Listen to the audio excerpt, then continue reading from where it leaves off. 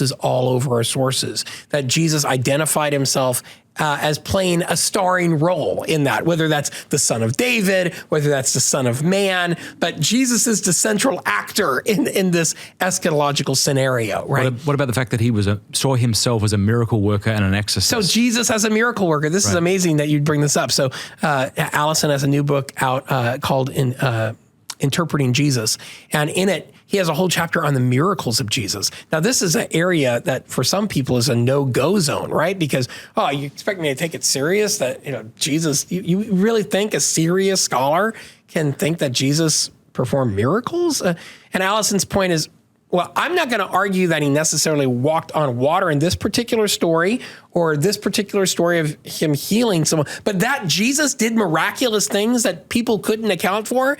If you don't think that is his reputation, what he was known for, then you're just digging your hole in, putting your head in the sand, because it's all over our sources. And one of the interesting things to me is this new book by T.C. Schmidt, who's looking at Josephus. I mean, in Josephus, in that report of Josephus, says Jesus did miraculous things, right?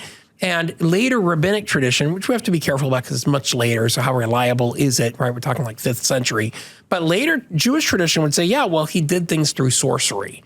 But see, at least they're contending with the evidence. Right. They feel constrained to say, well, everybody knows he did do miraculous supernatural things, right?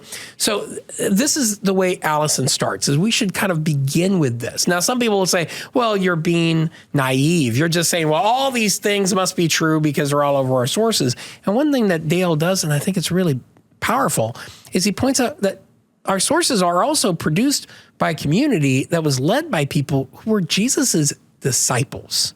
It's important to remember a disciple is a student. The Greek word for disciple is mathetes. It literally means a student, right?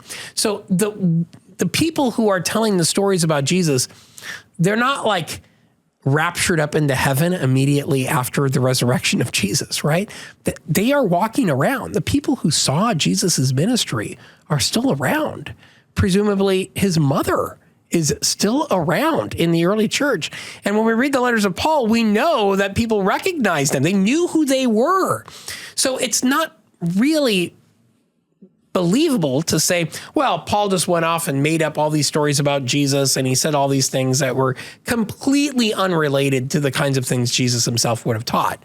Well, that doesn't jive with the fact that Paul knows Peter and he knows James and they're walking around in these churches. So if Paul's going to come up with some fantastic story of how Jesus went to China or Jesus went to, we don't have anything like that in our sources, right? It's actually amazing when you look at the synoptic problem, they call it the synoptic problem, how, the gospels are so similar and yet also different. How is Matthew, Mark, and Luke telling so much of the same story, but in different ways? It's called the synoptic problem. But the reason we have a problem is because they're so similar. And so one of the amazing things is the conservative dimension of the way the Jesus tradition was passed on, right? They're not going off and saying, yeah, you know what Jesus did? He also went to Egypt and spent time there learning from the sages in Egypt. And then he went to Rome. And we don't have these kinds of stories because they felt constrained. Why did they feel constrained? Well, most likely because there were people walking around who had been Jesus's followers, who had been his disciples, and who could be a check on that tradition. That doesn't mean that nobody would ever say anything that may have been a mismemory of something or something like that. But nonetheless, it is remarkable that these people are walking around and they're at the time of Paul. So there is a sort of check and balance there a little bit. Thank you very much for watching that Pints with Aquinas clip. If you like it, do me a favor, click like and subscribe, and please offer a Hail Mary for the work of Pints with Aquinas and all the people we're trying to reach. God bless you.